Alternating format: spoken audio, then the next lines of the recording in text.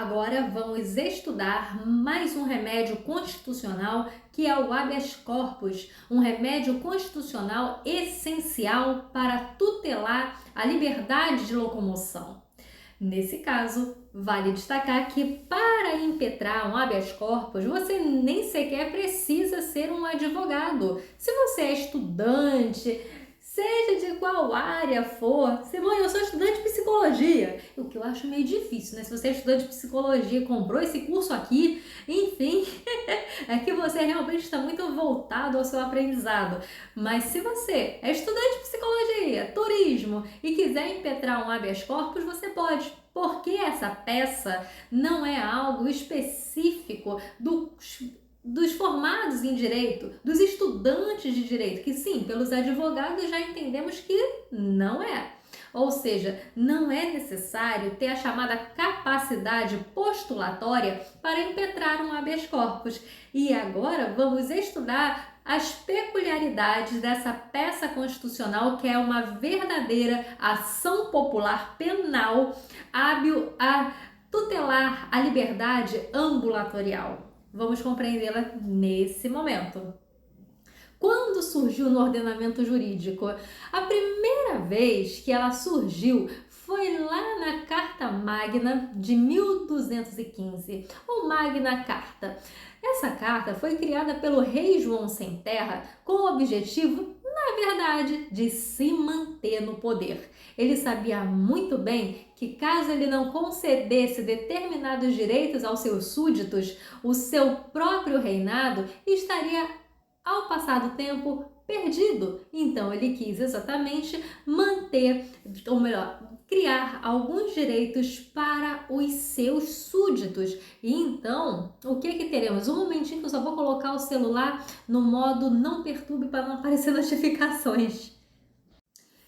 Ele já estava no não perturbe, acredita? Mas tudo bem, vamos lá. E aí, na Magna Carta, foi a primeira vez que apareceu o habeas corpus, não com esse nome. Com esse nome só veio a surgir em 1679, quando surgiu o habeas corpus com essa nomenclatura. No passado, o objetivo era justamente tutelar a liberdade de locomoção. Isso veio a ser modificado posteriormente. Aqui no Brasil, o habeas corpus apareceu pela primeira vez no Código Criminal de 1832, destinado a tutelar a liberdade de locomoção.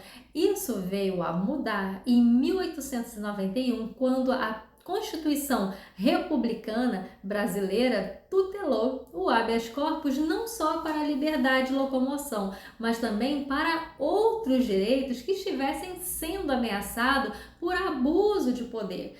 Então, a gente dá o nome de doutrina brasileira do habeas corpus. A doutrina brasileira do habeas corpus significa que o habeas corpus não era utilizado estritamente para a liberdade de locomoção, mas para qualquer direito que estivesse sofrendo uma coação ou cerceamento, ameaça por ilegalidade ou abuso de poder. Ou em outras palavras, lembrou de algum remédio constitucional diferente? Eu lembrei do mandado de segurança. Nisso você pode verificar que o habeas corpus era impetrado também para tutelar bens, oriundos, objeto do mandado de segurança, que até então não existia. Isso veio a ser mudado, tá? Antes era a liberdade de locomoção, depois locomoção e outros direitos. Posteriormente, isso voltou a ficar estrito, esse remédio constitucional voltou a ficar estrito à liberdade de locomoção. Quando? Com a reforma constitucional de 1926, que restringiu mais uma vez o âmbito de proteção do habeas corpus. E onde ele está hoje? Hoje, na nossa Constituição, se encontra no artigo 5º, inciso 68 da nossa Constituição.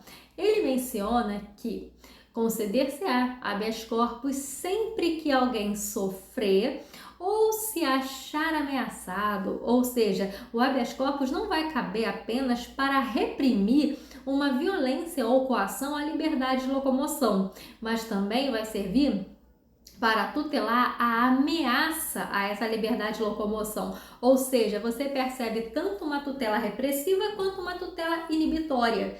Nisso, o habeas corpus pode ser utilizado repressivamente quando já aconteceu a efetiva violência, a efetiva violação à liberdade de locomoção ou quando houver uma ameaça. Um detalhe, é uma ameaça real, uma ameaça concreta. Nada de, por exemplo, caber habeas corpus contra a lei em tese. No caso, o que nós temos?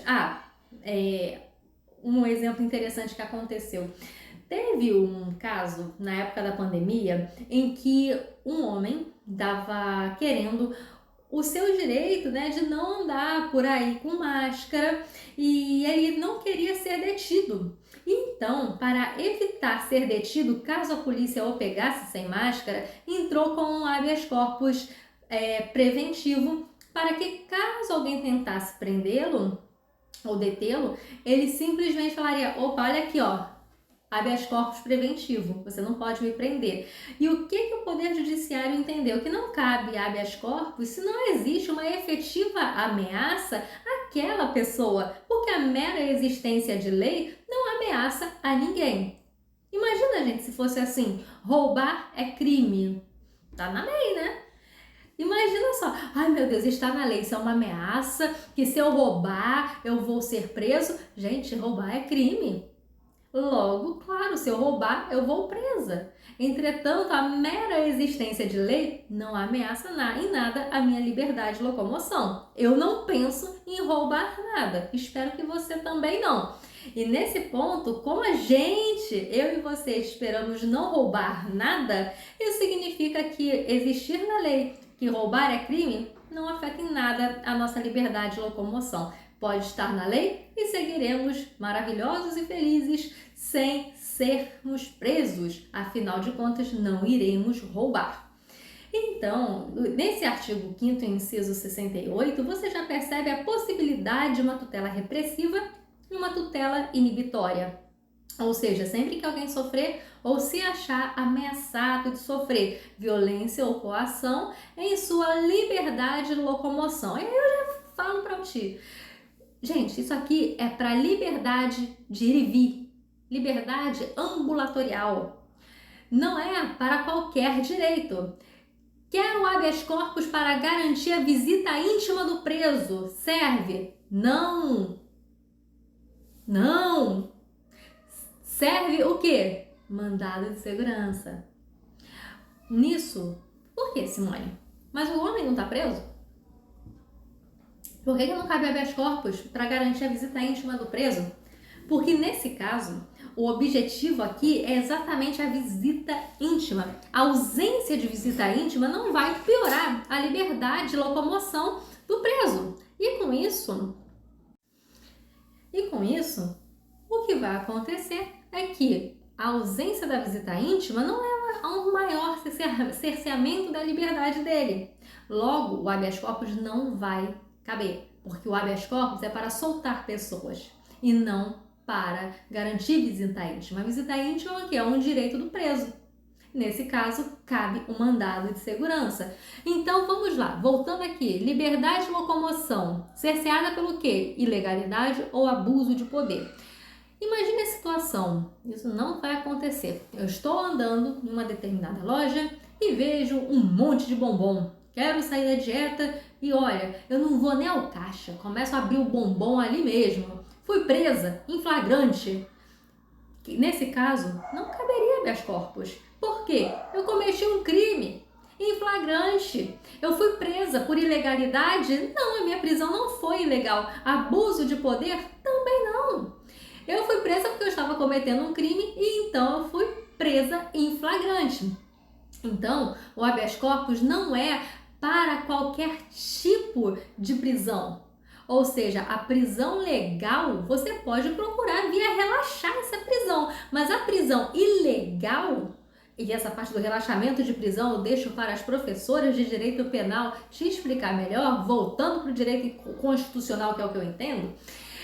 Nesse caso, se a coação, a sua liberdade de locomoção foi ilegal, aí sim cabe. Mas se você está cometendo um crime em flagrante, se existe uma ordem judicial para te prender, nesse caso, eventual prisão não será ilegal.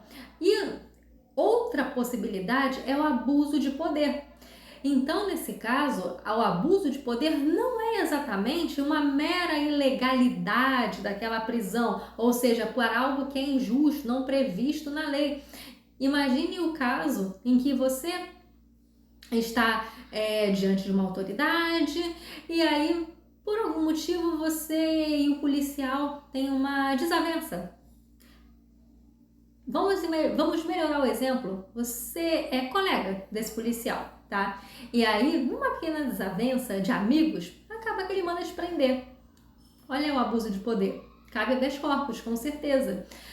O habeas corpus não é um recurso, então você não vai utilizar depois que você tem uma ação penal correndo contra você e aí você perdeu naquele processo. Então, se você perdeu naquele processo, você vai entrar com um recurso específico, você não vai entrar com o habeas corpus, porque o habeas corpus não é um sucedâneo de recurso, ele tem a finalidade específica, como mencionado aqui no artigo 5º, inciso 68, revogar, acabar com aquela prisão ilegal ou oriunda de abuso de poder. E aqui nesse caso, se o remédio constitucional em questão não é o recurso, o que é? É uma ação constitucional de natureza penal. Essa é a natureza do habeas corpus, ação penal de natureza, ação constitucional de natureza penal. E aqui nesse caso, o juiz vai determinar, ou o tribunal, que aquela pessoa seja solta ou que cesse a coação ilegal. Ela tem o caráter não só de soltar, não tem o objetivo apenas de soltar, mas também de prevenir, reprimir aquela ameaça, mas é uma ameaça concreta de ir para a prisão. Que é um exemplo interessante de habeas corpus preventivo, CPI. Na CPI, caso alguém vá a uma comissão parlamentar de inquérito e não queira responder nada, porque o direito ao silêncio é constitucionalmente garantido, a pessoa pode muito bem entrar com o habeas corpus preventivo para que o seu silêncio não seja considerado um crime de desobediência. E então, acabe um habeas corpus preventivo. Perceba que há, de fato, uma real ameaça. Houve já o constrangimento ilegal? Não, a pessoa está lá na casa dela, foi intimada para depor em CPI, e então, quando ela chega lá, ela pode muito bem vir o quê? A ser presa. Por quê?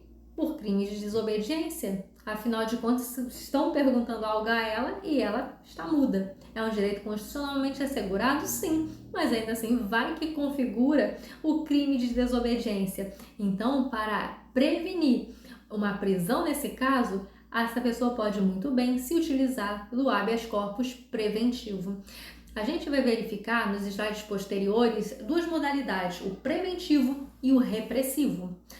Vale destacar também a súmula 393. Como o habeas corpus é destinado apenas para a liberdade de locomoção, não vai caber habeas corpus quando para o crime em questão for combinada apenas a pena de multa. Se só existe pena de multa, não vai caber habeas corpus. Afinal de contas, esse tipo de crime não te coloca em risco ir para a cadeia. Agora vamos entender o âmbito de proteção do habeas corpus.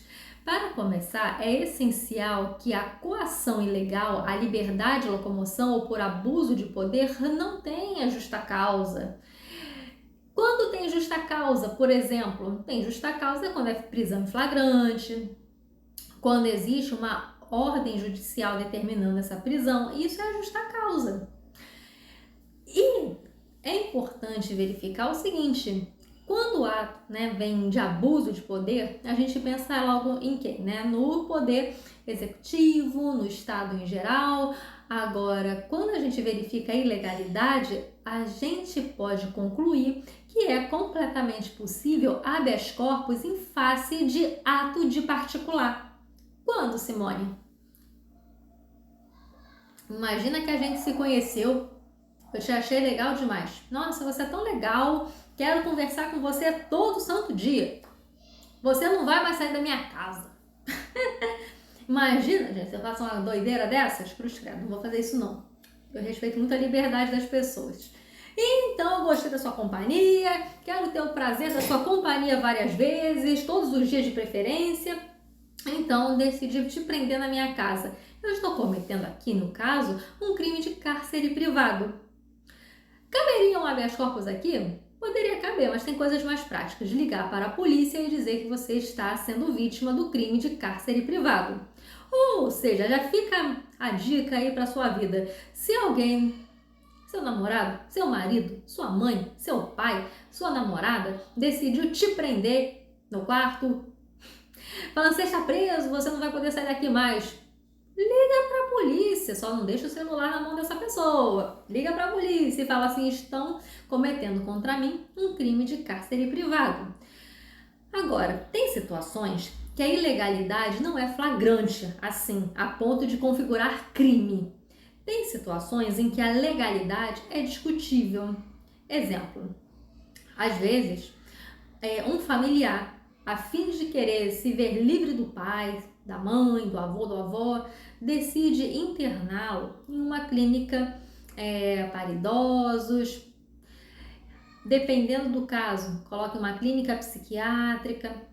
E essa pessoa em questão vai estar lá nessa casa. Nem sempre de boa vontade. Às vezes ela vai internada de má vontade. Nisso, se essa pessoa quer sair e o hospital não permite, você já fica na dúvida, tá, peraí, mas foi um parente que internou, será que é ilegal? Será que não é? Então, você pode muito bem se utilizar de habeas corpus para liberar essa pessoa que está presa em um hospital, ou então em um hospital psiquiátrico, ou em uma casa de repouso contra a vontade.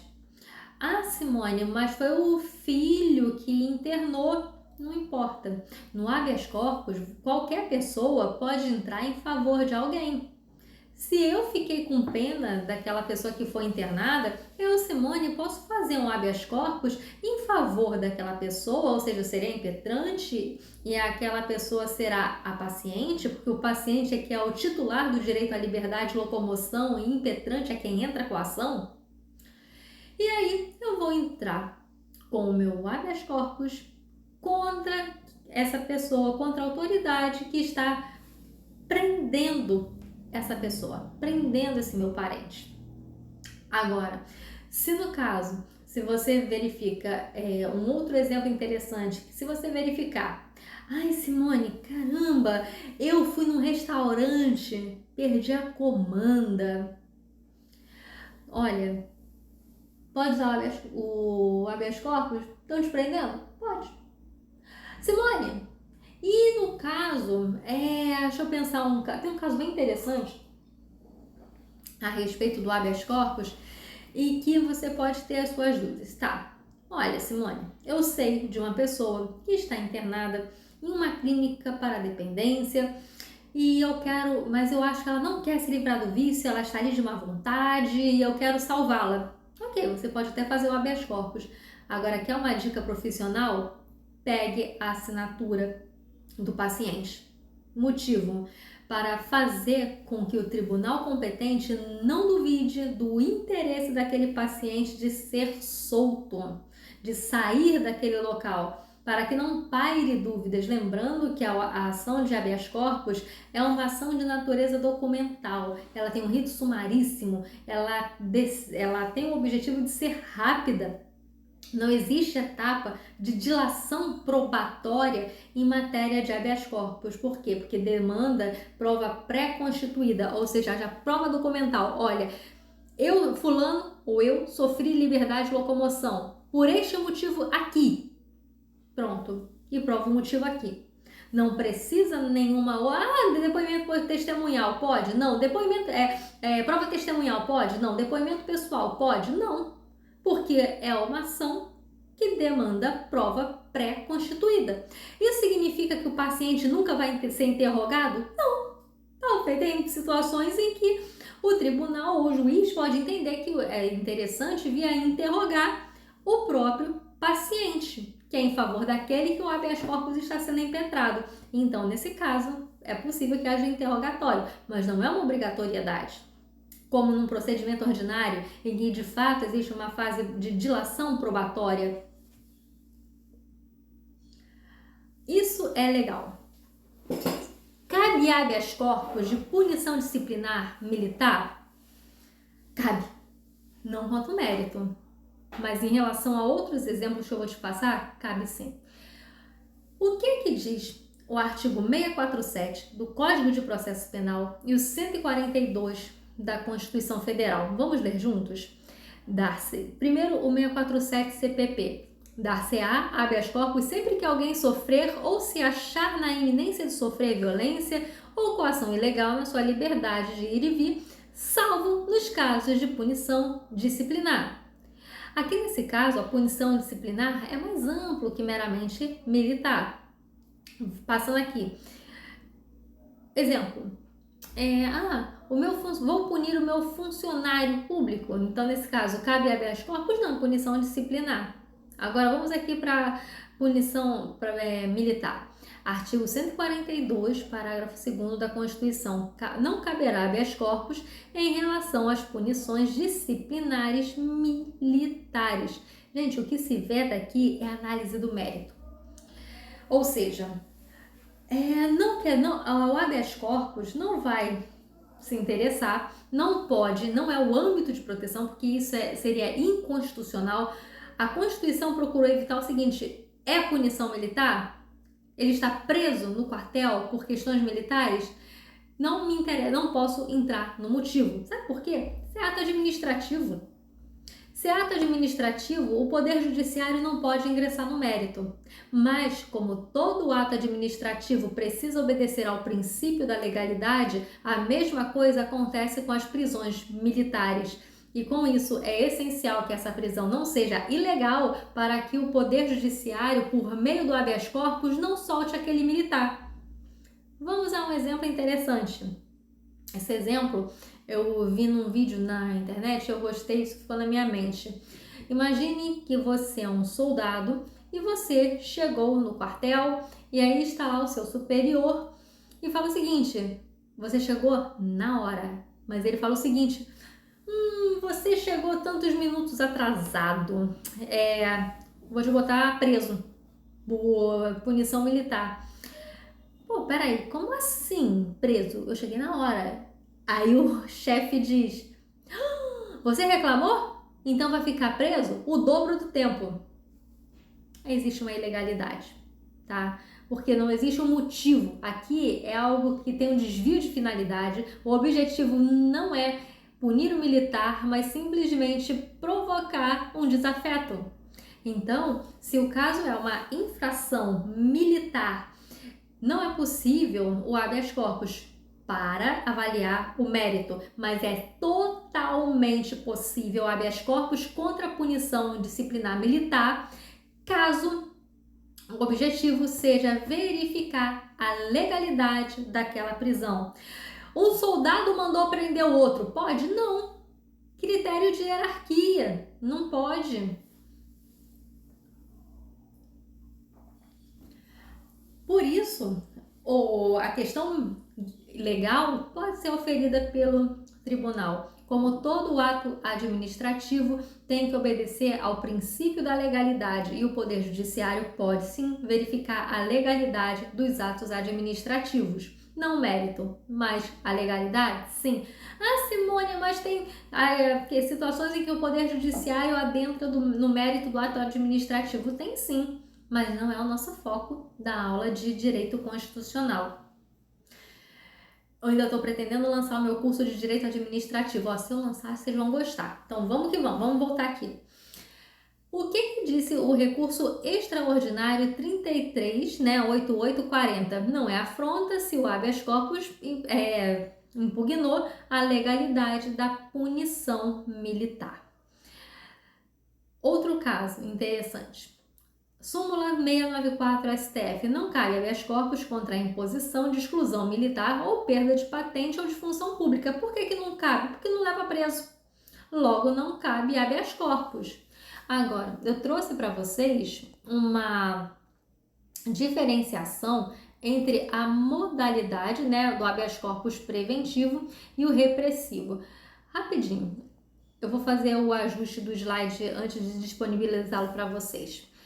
Eu trouxe aqui um julgado do STF, antes de passar para a diferença entre o habeas corpus preventivo e o repressivo, que é um julgado do STF referente à punição militar. Então, o que eu trouxe nesse julgado? Não há que se falar em violação ao artigo 142, parágrafo 2º da Constituição, se a concessão de habeas corpus impetrado contra a punição militar volta-se tão somente para os pressupostos de sua legalidade, excluindo a apreciação questões referentes ao mérito, concessão de ordem que se pautou pela apreciação de aspectos fáticos da medida punitiva militar, invadindo o seu mérito.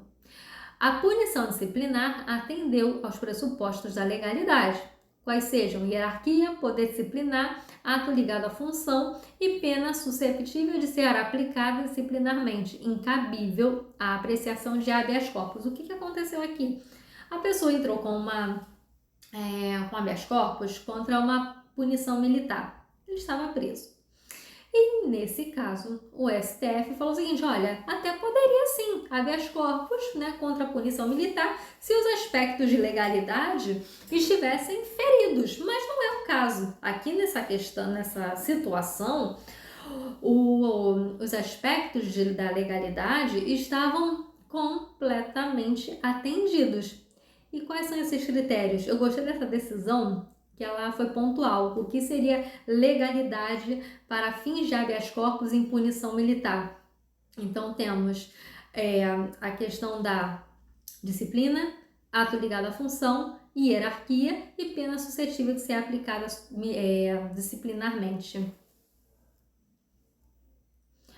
E aí, agora que a gente verificou o habeas corpus, vamos entender o preventivo e o liberatório. Acredito que pela explicação que eu dei alguns minutos atrás, você já tem uma boa ideia do que é o habeas corpus preventivo e liberatório. O preventivo acontece quando existe uma ameaça real de constrangimento ilegal. Nesse caso, a ameaça ao constrangimento da liberdade de locomoção vai ensejar um habeas corpus preventivo. Ainda não se instaurou o constrangimento, a pessoa não está presa. Tem um livro que menciona o seguinte: olha, não necessariamente o habeas corpus preventivo é só para pessoas presas, porque a existência de um inquérito policial é o suficiente para trazer uma ameaça. E nesse caso, como aqui a própria existência de um inquérito já é uma ameaça concretizada à liberdade de locomoção, ou seja, passou da ameaça, né? Se concretizou, temos uma situação de habeas corpus repressivo estando a pessoa solta. Conseguiu entender? Eu vou reformular, porque talvez você não tenha entendido. E como a nossa aula não é ao vivo, você pode ter pensado, então vamos lá. Se foi, eu vou te explicar. Se não embolou, você vai entender melhor ainda. Preventivo. A pessoa não foi presa, tá? Básico, tá? Preventivo. Pessoa não foi presa. Há uma ameaça a constrangimento ilegal. Liberatório repressivo. Em regra, a pessoa está presa. Mas tem situação em que cabe o habeas corpus repressivo quando existe um inquérito policial correndo contra ela.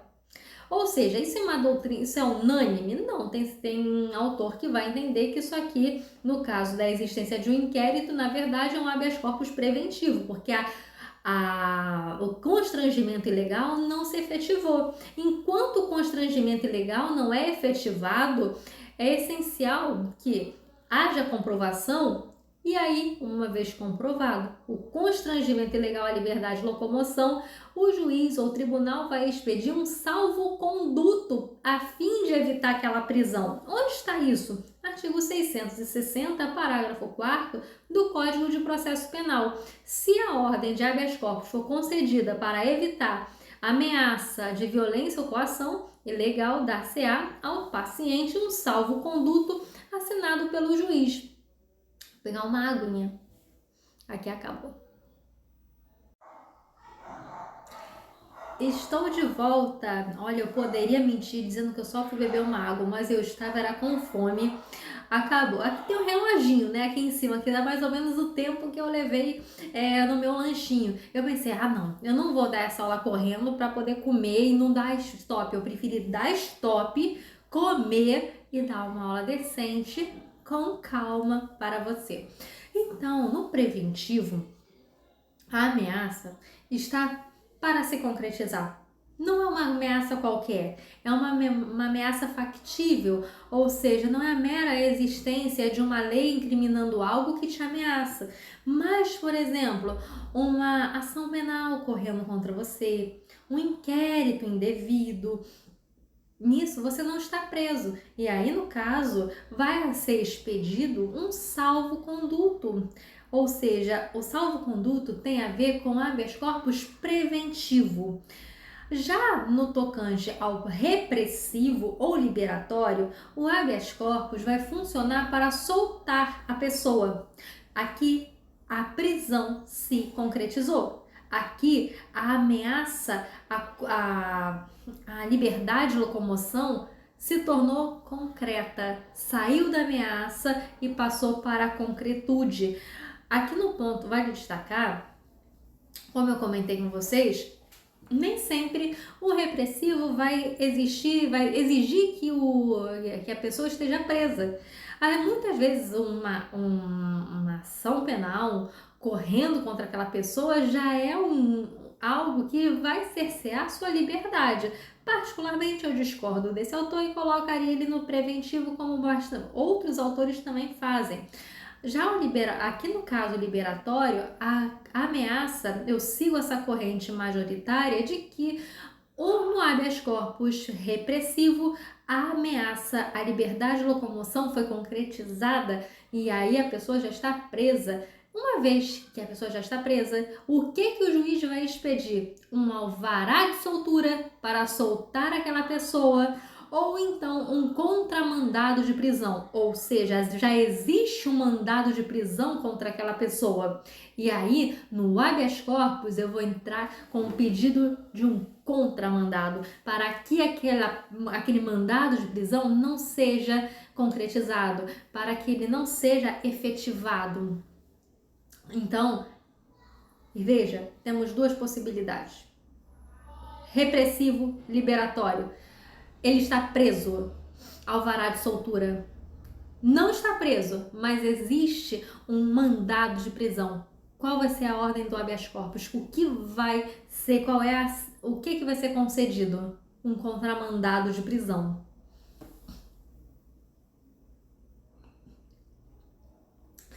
E agora a gente vai ver praticamente a fundamentação principal do habeas corpus, que é o quê? A justa causa.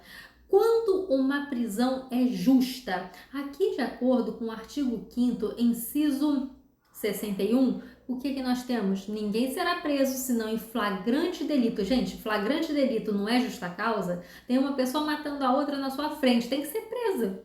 Olha a justa causa aí. Ou por ordem escrita e fundamentada de autoridade judiciária competente. Aqui nesse caso, gente, é prisão justa. Não cabe justa causa. Pode pedir outros remédios penais em relação a isso, mas não esse remédio constitucional.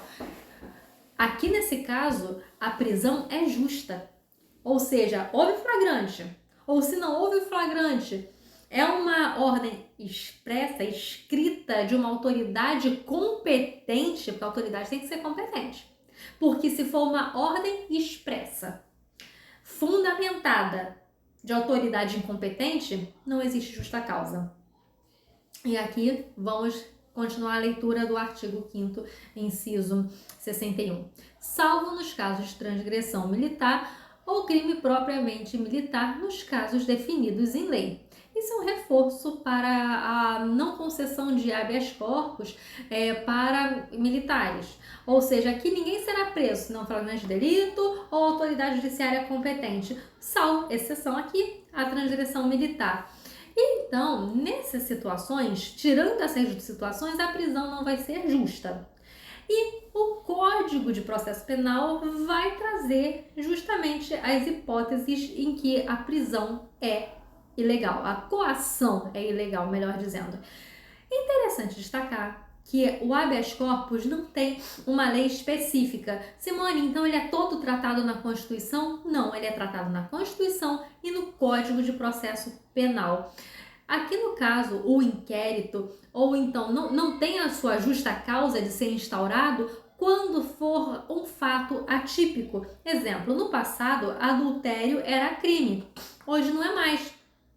Então, se alguém decide fazer um inquérito policial contra mim, porque eu cometi adultério, é mentira, cometi isso não.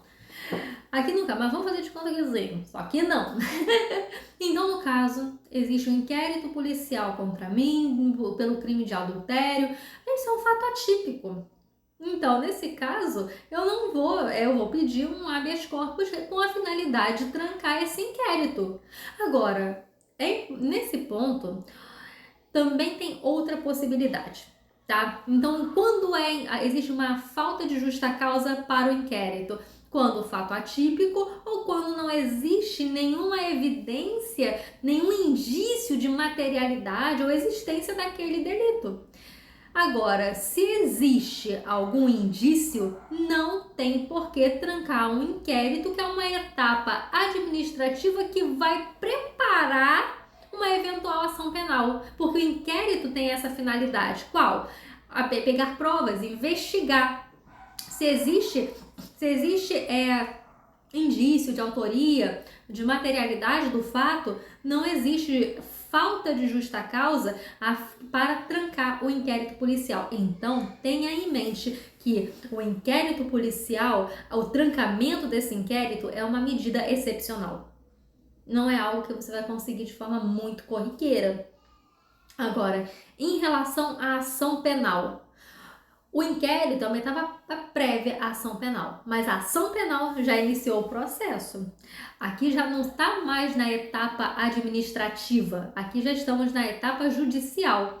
E falta justa causa na ação penal, por exemplo, quando não houver materialidade do fato. Às vezes, como aconteceu até há pouco tempo na televisão, um rapaz estava caminhando com uma criança e essa criança acabou sendo encontrada morta. Só que não tinha exatamente um indício forte, um indício bem contundente de que ele que matou aquela pessoa, aquela menina. Então, nesse caso, se você estivesse advogando para esse homem, você poderia tentar alegar a ausência de justa causa.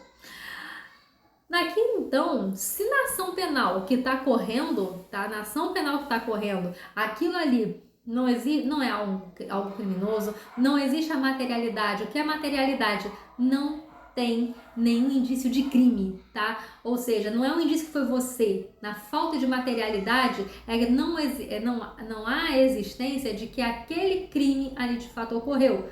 E a ausência de indícios, tá? Essa outra possibilidade, a ausência de indícios em relação à sua autoria, a autoria do seu cliente, né? Não da sua.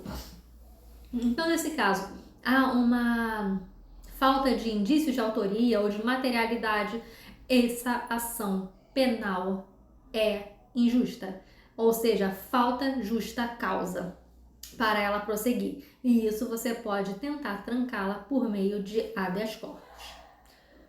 O que é coação ilegal? Esse artigo 648 do Código de Processo Penal resolve o problema de muita gente.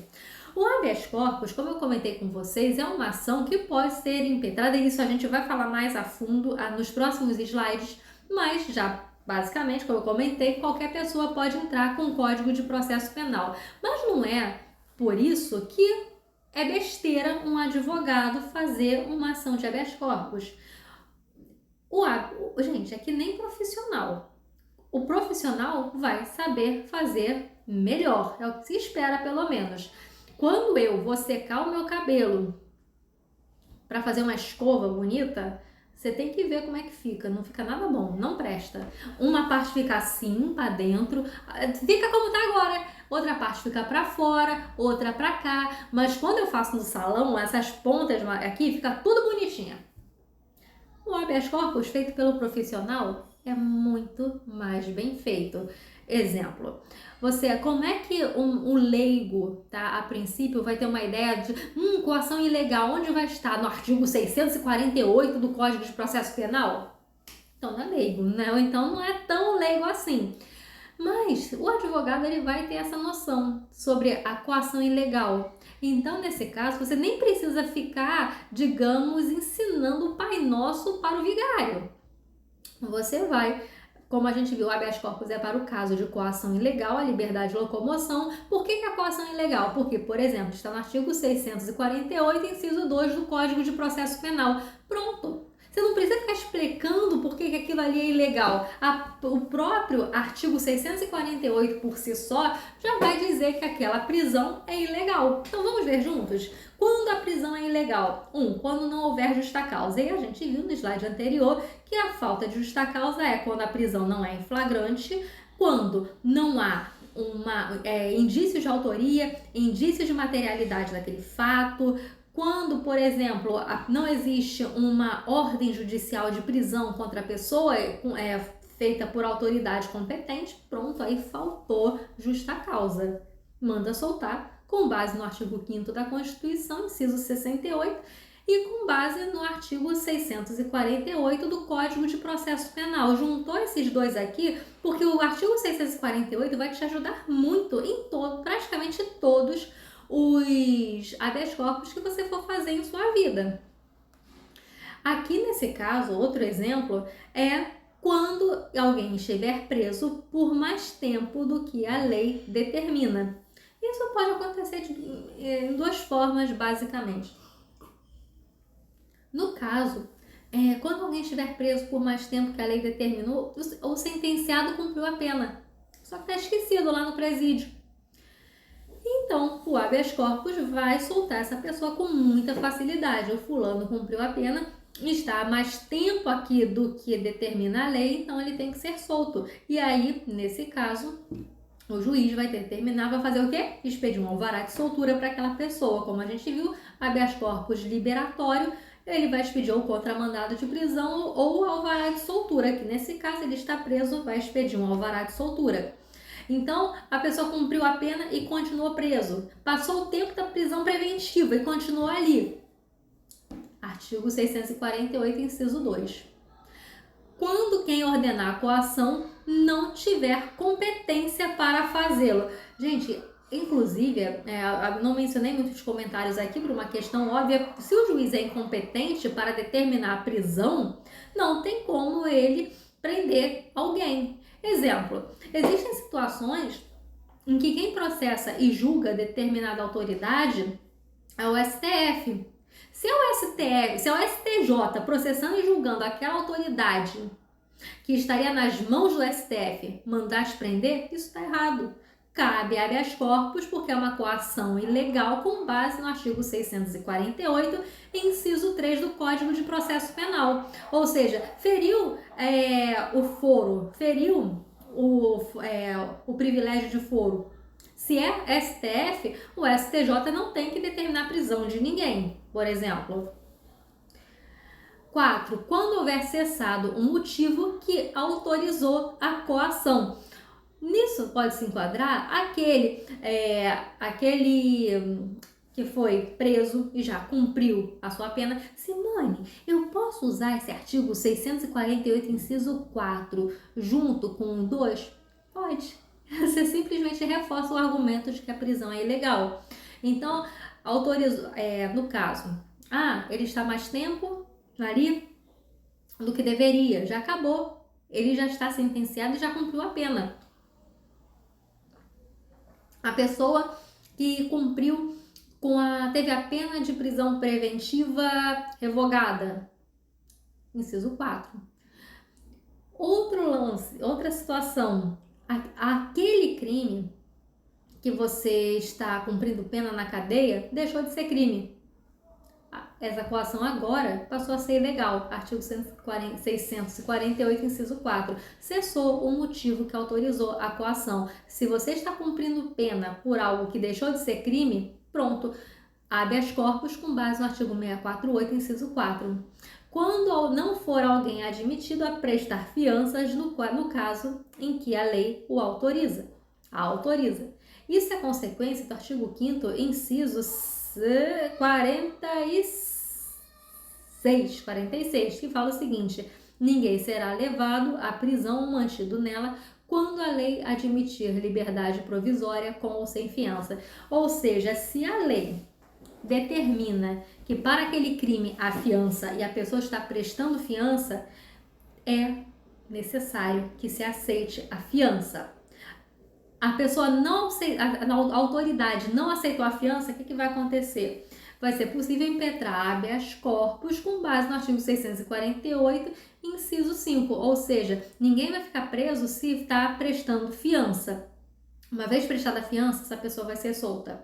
Agora, nesse caso, imagine que a autoridade não aceitou a fiança e a pessoa continua presa. O que diz o artigo 660 do Código de Processo Penal? Parágrafo 3º. Se a legalidade decorrer do fato de não ter sido o paciente admitido a prestar fiança, o que o juiz vai fazer? O juiz vai determinar o valor da fiança. Olha, você não foi admitido a prestar fiança? Tem problema não. Por meio desse habeas corpus aqui, eu vou arbitrar uma fiança e você vai pagar essa fiança para cá. Então, nesse caso, essa fiança vai ser prestada perante o juiz. E aí ele vai ser solto. Quando o processo for manifestamente nulo, é o que diz aqui, é o que dispõe o inciso 6. A nulidade processual vai decorrer de diversas formas. Exemplo, começaram um crime de ação penal contra mim sem a pessoa ter me processado. Imagine só. Exemplo, síndica. Eu sou subsíndica de prédio. Aí imagine que alguém numa reunião, isso é fictício, tá, gente? Numa reunião, alguém me xingou. Sua ladra! Meu pai do céu, vocês já viram, reunião de condomínio. Não chega, nem todas são assim. Mas sempre tem alguns ânimos um tanto acirrados. Sua ladra! E aí imagine que uma pessoa tomou as minhas dores. Como assim chamaram a professora subsíndica Simone de ladra? Eu adoro ela, que absurda. Simone não vai fazer nada. Simone é paz e amor demais. Foi um crime de quê? Foi um crime de injúria, Um pior, crime de calúnia. Ela não só está me injuriando, como está me caluniando, Imputando a mim um crime que eu não cometi. E essa pessoa que gosta de mim, ficou tão horrorizada que foi a polícia. E aí, contra essa pessoa, começou um processo penal, por exemplo. Nesse caso, existe uma nulidade. Por quê? Porque aqui nesse caso, entraram com uma ação penal privada que era privativa do ofendido entrar com ela e não um terceiro entrar com a ação contra a fulana para me defender. E tem outras situações legais de nulidade processual, por exemplo, como como eu coloquei aqui, falta regular de citação do réu, não indicação de defensor do réu quando ele não puder pagar um advogado. E vocês podem ver isso aqui no artigo 563 do Código de Processo Penal. Outra possibilidade de prisão de coação ilegal é quando for extinta a punibilidade. Ou seja, onde é que está isso? Quando é que se extingue a punibilidade? Então vamos lá. Você vai fundamentar nesse caso o seu habeas corpus com base no artigo 5º, inciso 68, artigo 648, inciso 7 e 107 do Código Penal. E aqui extingue-se a punibilidade quando, por morte do agente, pela graça, anistia e indulto, retroatividade da lei que não considera aquilo como um fato criminoso, prescrição, decadência, perempção, renúncia de direito da queixa ou perdão do ofendido, aceito, né? O perdão aceito pelo ofendido, nos crimes de ação privada, retratação do agente, perdão judicial nos casos legais. Aconteceu qualquer situação do artigo 107 do Código Penal, isso automaticamente torna aquela prisão uma coação ilegal com base no artigo 648 do Código Penal, inciso 7.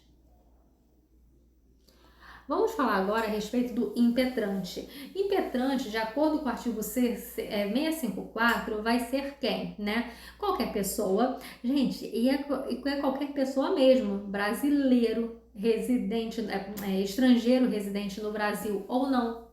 Pessoa jurídica pode impetrar habeas corpus, pessoa jurídica não pode ser paciente, mas impetrar pode. Pessoa jurídica pode impetrar um habeas corpus em favor de alguém, de você, de mim. O que não pode é eu entrar com habeas corpus em favor de pessoa jurídica, ainda que seja o caso de crime ambiental, por exemplo, porque hoje em dia, né, o que nós temos? O crime ambiental também pode vir a ser praticado por pessoa jurídica. Incrível, né? E essa pessoa aqui, nesse caso, não vai caber, e contra essa ação penal em questão de por crime ambiental de pessoa jurídica, não vai ser trancada por meio de habeas corpus. Por quê? A pessoa jurídica não vai presa. Como é que seria prender uma pessoa jurídica? Colocar um cercado atrás ao redor da fábrica, né, da indústria, enfim.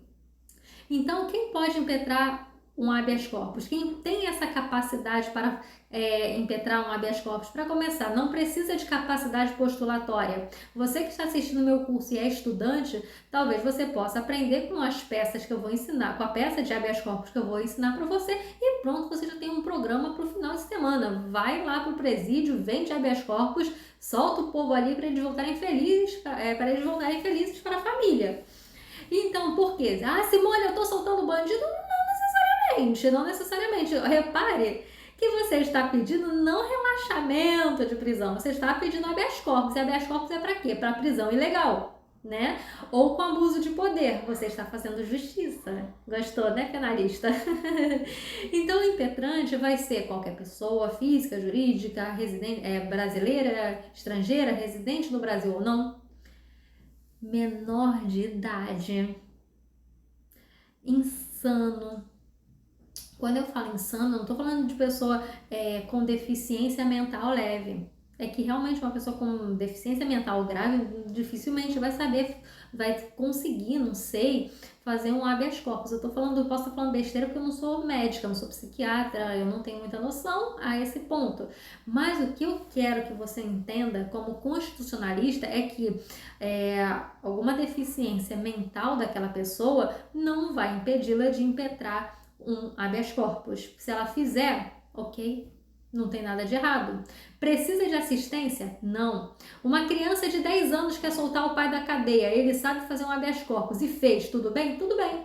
Precisa de assistência, de representação dos pais? Não. Nesse caso, o habeas corpus é uma ação penal popular. Praticamente qualquer um pode fazer um habeas corpus. O analfabeto pode? Pode, desde que ele peça alguém para assinar aquela ação. Isso é o que a gente chama de impetrar o habeas corpus a rogo, né? Ou seja, a pessoa vai assinar a rogo, a pedido da pessoa analfabeta. E aqui no caso, o impetrante, tá? Olha só, para ficar bem claro, o juiz pode de ofício fazer o habeas corpus. Como assim? Às vezes tem um processo, chegou até aquele juiz e ele, peraí, essa prisão é ilegal. Ninguém nem sequer precisa nem entrar com habeas corpus em questão. Se tem uma ação penal e ele está vendo que há uma prisão ilegal, ele de ofício vai poder liberar aquela pessoa. A isso a gente chama de habeas corpus incidental. Ele vai destacar o seguinte: se o juiz em questão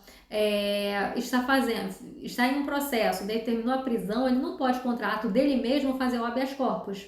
Agora, se há um ato de alguém, tá, de um delegado de polícia, por exemplo, que prendeu alguém, a ação chegou uma ação penal no juiz e não um habeas corpus, nada impede que de ofício aquele juiz deu seu alvará de soltura para aquela pessoa, independentemente de habeas corpus. Por que incidental? Essa nomenclatura é muito melhor do que a nomenclatura habeas corpus de ofício pelo juiz. O ideal é que seja incidental, ou seja, no corpo de um processo, não exatamente um habeas corpus, porque não é o caso. O habeas corpus é o pedido, é o alvará de soltura. Mas se não houve habeas corpus e há uma ação penal, e nesse caso a pessoa tá aqui em questão está sofrendo uma coação ilegal, o que vai acontecer? O juiz, incidentalmente, vai expedir um alvará de soltura em favor daquela pessoa. O impetrante, né? Então, continuando ainda no impetrante, ele pode ser, o habeas corpus, ele pode ser impetrado tanto a favor de si mesmo quanto de outra pessoa. Nisso, se for em favor de si mesmo, né, vai haver uma confusão entre impetrante e paciente. Se for impetrante e pessoa, né, e o paciente, que é o titular do direito de ação, do direito à liberdade de vir, for outra pessoa, aí a gente vai ver uma dissociação entre impetrante e paciente. Como assim dissociação? Impetrante vai ser uma pessoa, paciente, outra pessoa. Os dois podem se confundir um só? Sim, se eu for presa e eu fizer um habeas corpus para mim, eu sou tanto impetrante quanto paciente. Gente, não percam essa dica. Sempre que você puder pegar a assinatura, não só a sua, porque a sua é obrigatória, tá? A assinatura do impetrante é sempre obrigatória. Tente pegar do paciente também. Tem tribunal que realmente faz questão de que o paciente também assine. Eu acredito que vale a pena. Eu entendo que vale muito a pena e te poupa tempo, a fim de não evitar, o juiz, mas será que a pessoa tem interesse em ser liberta? Então é melhor você pegar a assinatura sim. Agora, o habeas corpus, como eu falei com vocês, também pode vir a ser impetrado por estrangeiro. Agora, se ele for impetrado por estrangeiro, obrigatoriamente o habeas corpus tem que estar escrito em português. É regra no processo civil brasileiro que dentro do processo os documentos estejam em língua portuguesa. Não seria diferente com a ação de habeas corpus. Aqui eu coloquei mais reforçado que eu expliquei no slide anterior. Em relação, não é necessário representação legal, não é necessário que haja capacidade postulatória, que é isso, ser advogado para entrar com habeas corpus, não é necessário ser maior de idade, ser brasileiro. Ou seja, se você é estrangeiro, não importa se é residente do Brasil ou não, menor de idade, pessoa com deficiência mental ou analfabeto, você pode muito bem fazer um habeas corpus sem problemas. Agora, no caso do analfabeto, ele tem que pedir para alguém assinar. Por quê? Porque não se admite habeas corpus apócrifo. O que é isso? Sem assinatura de ninguém. Ou seja, para que o habeas corpus seja válido, que ele siga em frente, é essencial que a assinatura do impetrante esteja presente. No caso de analfabeto, uma assinatura a rogo por alguém. Agora o paciente, você entendeu o que é o impetrante? Impetrante quem é? É quem entra com o habeas corpus, tá? Impetrante, quem impetrou o habeas corpus, é o titular da ação. E o paciente é o titular do direito. Ou seja, eu sou a titular da ação defendendo o direito de uma pessoa, de um terceiro. Direito de quê? De locomoção. Então, no caso, o paciente é sempre uma pessoa natural. Como assim? Pessoa jurídica pode ser paciente, não? Poxa, Simone, como assim pessoa jurídica não pode ser paciente, nem mesmo se ela cometer crime ambiental? Não é possível habeas corpus para pessoa jurídica. Gente, você já viu, por exemplo, a fábrica X? Eu não vou falar marca, né? Mas a fábrica X andando por aí, se locomovendo, porque a hora que eu ver uma fábrica se locomovendo, eu vou deitar embaixo de um carro. Espero que esteja parado, né? Porque eu não tô me querendo me suicidar, só quero me esconder. Então, nesse ponto, eu nunca vi uma pessoa jurídica se locomovendo. Logo, ela não tem liberdade de locomoção. Por isso, não cabe habeas corpus para pessoa jurídica. Outro detalhe, eu vou chegar lá. Ai, que vontade de dar um spoiler. Mas não, vou dar spoiler nenhum não. Daqui a pouco, tudo tem a sua hora. Enfim, E o sujeito passivo, que é o impetrado, quem é? É a pessoa que está cerceando a sua liberdade de locomoção. Aqui foi aquilo que eu expliquei para vocês. Se o paciente impetrar habeas corpus em seu favor, vai haver coincidência entre impetrante e paciente. Se for em favor de outrem, vai haver a dissociação entre impetrante e paciente. Simone, você falou do habeas corpus de ofício, que o juiz pode dar um habeas corpus se ele entender que é uma prisão ilegal. Isso significa o quê? Significa algumas coisas. Eu vou ler o artigo 648 e vou explicar os pormenores. Artigo 648, 654, parágrafo 2º do Código de Processo Penal. Os juízes e os tribunais têm competência para expedir de ofício ordem de habeas corpus quando e no curso do processo se verificarem que alguém sofre ou está na iminência de sofrer coação ilegal. Então, ele verificou que tem alguém sofrendo coação ilegal, ele de ofício vai conceder o habeas corpus. Ah, mas Simone, o juiz quer fazer um habeas corpus para o amigo dele. Ele pode fazer isso? Depende. Dentro do processo de ofício, não. Se ele não está naquele processo, se ele não é o juiz do processo, é claro que ele não vai fazer não vai fazer o habeas corpus de ofício no processo de outro juiz, né? Não pode.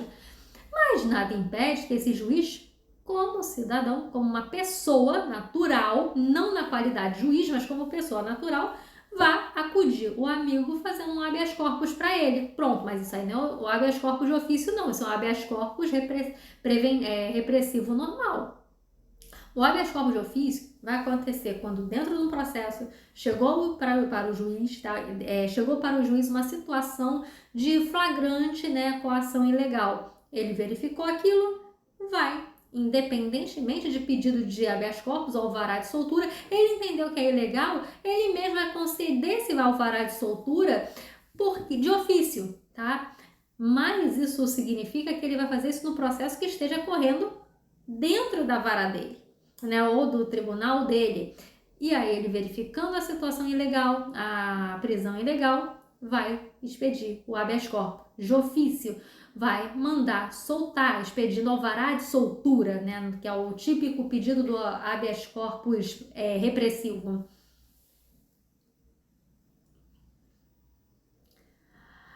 Aí, agora, vamos entender alguma questão relacionada à autoridade coatora contra a sua liberdade de locomoção. Isso é bem interessante. Vamos lá. Imagine que a polícia bateu na minha casa, não vou lá na sua casa, que você vai achar que estou te rogando praga. Ai, meu Deus, não quero polícia aqui não. A polícia veio aqui em casa dizendo que Simone, você vai presa. Ai, meu Deus, eu vou presa, por quê? Ah, você ficou comendo chocolate demais e não pagou. Oh, meu Deus. Enfim, com isso, o que vai acontecer? Dependendo da situação, quem vai ser a autoridade coatora? Pode ser o delegado. Se foi o delegado que mandou me prender, maravilha, ele é a autoridade coatora. Agora, se quem mandou me prender não foi o delegado, não foi o policial que decidiu me prender, foi o juiz de primeira instância, mas quem bateu na minha casa foi a polícia, quem é a autoridade coatora em questão foi quem mandou me prender, foi o juiz. Ou seja, a autoridade coatora é aquela que deu a ordem de prisão, é aquela que está cerceando a sua liberdade de locomoção, não é quem executa a ordem, não é a polícia que bateu aqui em casa e mano, você está presa. Ele não é autoridade coatora. Por que ele não é? Porque ele está simplesmente cumprindo a ordem do juiz de primeira instância que mandou me prender. Então, quem mandou prender é que é a autoridade coatora. Quem executa não é a autoridade coatora. Os dois ficam no litisconsórcio passivo? Não. O que seria isso? Colocar polícia mais juiz? Não. É o juiz, não a polícia. Não é a polícia que vai estar aqui, o policial, melhor dizendo. Porque ele está apenas executando aquilo que o juiz criminal de primeira instância determinou. Prenda ela. Eu vou falar algo agora para você. Agora que a gente entendeu quem é a autoridade coatora, a chamada questão a liminar. em habeas corpus. Respira. Vou beber mais água. Se você beber também, é fácil de entender, é gostoso. Tem um vídeo meu no meu canal do YouTube chamado Habeas Corpus do Habeas Corpus, que fala justamente sobre as liminares em habeas corpus. Então, se você quiser assistir de curiosidade esse vídeo, você vai gostar. Estava em sala de aula ensinando. Então, tá, não repare no vídeo, que eu não estou muito bonita no vídeo do habeas corpus do YouTube. Minha mãe na época estava internada, então realmente estava indo do hospital para a faculdade, da faculdade para o hospital. Nossa senhora, uma fase tensa. Então não pense que você vai ver alguém muito arrumado ali, não estava nem um pouco arrumada. Então vamos lá. Liminar em habeas corpus. Você sabia que é possível ter habeas corpus em favor da mesma pessoa em todas as instâncias? Sim, é possível. É o famoso caso do habeas corpus, do habeas corpus, do habeas corpus, do habeas corpus. Então vamos lá. Para começar, tá? Imagine que a polícia mandou me prender, né? O delegado de polícia mandou me prender. Simone, você está comendo bombom demais, você vai presa porque você não está pagando bombom. Enfim, aí a polícia mandou me prender, né? Então, eu fui presa. O que eu vou fazer? Eu vou entrar com habeas corpus para, aqui nesse caso, o juiz de direito, né, da vara criminal, pedindo um alvará de soltura. Ou seja, eu entrei com habeas corpus no lugar certo, né? Então, polícia mandou me prender, autoridade coatora vai para o juiz de primeira instância. Por quê? Gente, na prática, a autoridade coatora, o habeas corpus vai imediatamente para aquela autoridade acima, imediatamente, da autoridade coatora. Se a autoridade coatora foi a polícia, juiz da vara criminal, ou juiz federal, se não for um crime federal, enfim, vai para o juiz de primeira instância. Se foi o juiz de primeira instância que mandou me prender, o meu habeas corpus vai para o Tribunal de Justiça. Ah, foi o Tribunal de Justiça que mandou me prender? Então, meu habeas corpus vai para o STJ. E assim vai, porque o habeas corpus vai para a autoridade imediatamente superior à autoridade coatora. Vamos descer agora para liminar em habeas corpus e você entender o habeas corpus do habeas corpus do habeas corpus. Nesse caso, uma vez que a autoridade coatora mandou me prender, né, no exemplo, e aí eu entrei com habeas corpus na vara criminal e eu pedi a liminar, mandando me soltar logo. O que o juiz da vara criminal falou? Não. Comeu bombom tem que pagar. Tem nada de coação ilegal aqui não, tá tudo justo, fica aí na prisão. Então, nesse caso, a partir do momento em que o juiz nega a liminar que eu pedi, ele também se torna autoridade coatora. E aí eu posso entrar com um habeas corpus contra esse juiz de primeira instância que não me concedeu a liminar. Pronto, vou entrar com habeas corpus na instância seguinte, no Tribunal de Justiça. Tribunal de Justiça também não me concedeu a liminar e me soltar logo. Eu vou agora entrar no STJ com habeas corpus, porque o Tribunal de Justiça agora é a autoridade coatora. Repare que tem um monte de autoridade coatora aqui, né? Aí imagine, tá? Porque o que pode acontecer? Eu entrei com habeas corpus diferentes. Por favor, não confunda com recurso, tá? Não confunda com isso. Aí, enquanto eu estou entrando com habeas corpus na segunda instância, no Tribunal Superior, vamos imaginar que o juiz de primeira instância, que a princípio negou a liminar, o processo continua andando e ele, no mérito, decidiu me libertar. Me concedeu o alvará de soltura. Agora, o que vai acontecer com esses outros habeas corpus que eu impetrei nas instâncias seguintes? Perda do objeto, acabou, a pessoa foi solta, perda do objeto, extinção sem julgamento do mérito. O que eu quero te mostrar com isso? Que é possível que a partir do momento que o juiz nega uma liminar em habeas corpus para você, ele se torna autoridade coatora. E aí, você pode entrar com habeas corpus contra o ato dessa nova autoridade coatora. Então, você pode sim ter habeas corpus em todas as instâncias.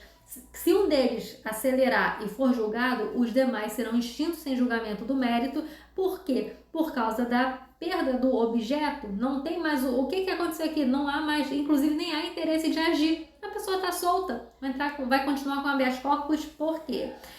Então, eu trouxe mais pra frente, eu coloquei melhorzinho no slide os recursos, né, em relação ao habeas corpus, tá? Então, por exemplo, se o Tribunal de Justiça nega um provimento ao recurso aqui em questão, a gente vai verificar que vai caber, tá, um recurso para o STJ. Eu trouxe lá no próximos slides que vocês vão ver melhor. Eu não vou me adiantar aqui para não confundir a sua mente.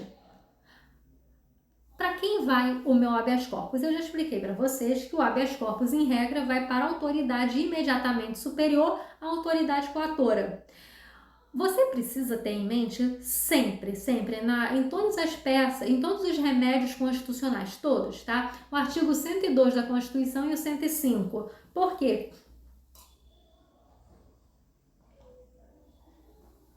Porque o artigo 102 vai falar de todas as situações de foro privilegiado no STJ,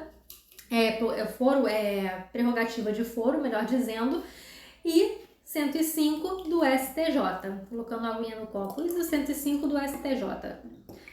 Se o caso não for prerrogativa de foro, tá, do STF ou do STJ, aí sim você parte para a regra da autoridade imediatamente superior à autoridade coatora. Então, quando é que o TRF vai julgar o habeas corpus, né? No caso de ser paciente o presidente da República, então o presidente X foi preso. Quem vai julgar o habeas corpus para proteger o paciente presidente da República? O STF, tá? Então, ali no caso, paciente, presidente da República, membros do Congresso Nacional, ministro do STF, PGR, ministro de Estado, comandante da Marinha, Exército, Aeronáutica, membros dos tribunais superiores, do Tribunal de Contas da União, chefe de missão diplomática de caráter permanente, a competência vai ser do STF. E quando vai ser o STJ julgando o habeas corpus, né? Coator paciente, né? Qualquer pessoa mencionada na linha A. Quem é esse pessoal? Esse aqui que eu coloquei uma estrelinha. Governo de Estado, de Distrito Federal, nestes e no crime de responsabilidade, desembargador do TJ dos Estados, membros do Tribunal de Contas do Estado e Distrito Federal. Então, nesses casos, né, do artigo 105, inciso 1, né, que fala sobre a linha A, ou seja, quando esses forem os pacientes, quem vai julgar o caso em questão vai ser o STJ. Aí, no caso, tá, a competência vai ser, em geral, para a autoridade hierarquicamente superior à autoridade coatora. Aqui eu coloquei de uma forma resumida, exemplo, o delegado vai para o juiz de primeira instância, juiz de primeira instância vai para o juiz de segunda, tribunal de segundo grau, Tribunal de segundo grau foi quem mandou te prender, então vai para o Tribunal Superior. Tribunal Superior mandou te prender, então nesse caso vai para o STF o seu habeas corpus. Isso aqui é uma tabela muito interessante que você deve guardar com carinho. Ou seja, quando o assunto é de competência, né? Ah, quem mandou me prender? Quem mandou me prender? Ah, delegado da Polícia Civil, então quem vai julgar o meu habeas corpus é o juiz de direito da vara criminal de primeira instância. Foi delegado de Polícia Federal, cometi um crime, né, apurável pela Polícia Federal, então o meu caso, o meu habeas corpus vai ser impetrado perante o juiz federal. Delegado dos crimes dolosos contra a vida, juiz criminal do Tribunal do Júri. Aqui, crime de menor potencial ofensivo, vai para o juiz do GCRIM, ele que vai processar e julgar o meu habeas corpus. Interessante isso aqui, ó. Simone, o Ministério Público participa dos habeas corpus? Depende. Se o habeas corpus estiver sendo julgado pela primeira instância, ele não participa, a menos que o juiz ache necessário.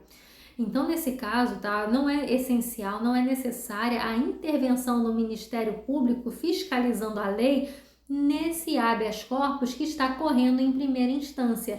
O habeas corpus está correndo em primeira instância, então nesse ponto o juiz só vai determinar o ingresso do Ministério Público como fiscal da lei caso entenda necessário. Que se ele não achar necessário, tranquilo, o habeas corpus vai prosseguir sem a participação do Ministério Público. E nos demais casos? Nos demais casos, o Ministério Público participa sim da ação penal. Aqui no caso dessa ação constitucional penal, que é o habeas corpus. Quem mandou prender foi juiz de primeira instância? Então vamos lá. Juiz de direito de primeira instância, quem vai julgar o meu habeas corpus? O presidente do Tribunal de Justiça. Então chegou lá na sua peça da OAB, na sua peça processual que você está fazendo profissionalmente, e foi um juiz federal que mandou prender o seu cliente, sei lá, tráfico de drogas, por exemplo. Então, nesse caso, você vai remeter o seu habeas corpus para o presidente do Tribunal Regional Federal. Juiz de direito do Tribunal de Júri ou da primeira fase do júri, né, da vara do júri. Vai enviar para onde? Presidente do Tribunal de Justiça. Cuidado, não envie o seu habeas corpus para excelentíssimo senhor doutor desembargador do Tribunal de Justiça. Excelentíssimo senhor doutor desembargador presidente do Tribunal de Justiça. Vai ser endereçada ao presidente. E no GCRIM, foi o juiz do GCRIM que mandou te prender, então seu habeas corpus vai ser direcionado à turma recursal do Juizado Especial Criminal. Quando a autoridade coatora for tribunal, quando eu falo tribunal, já pensa em segundo grau. Ah, Simone, mas o juiz singular não é tribunal? Eu entendo o que você está falando, é tudo no fórum, né? Mas juiz singular não quer dizer tribunal, tá? O tribunal vai ser de segunda instância para cima. A vara é juiz singular. Ele tá sozinho, né? Então, a autoridade coatora aqui foi tribunal. Pode ser Tribunal de Justiça, TRF, STJ e outros tribunais superiores. Nesse caso, é muito fácil. TJ é que mandou me prender. O meu habeas corpus vai para onde? Para o STJ. TRF mandou me prender. Quem vai julgar? STJ. STJ, gente, vai ser pro próprio STJ? Não, vai ser pro STF.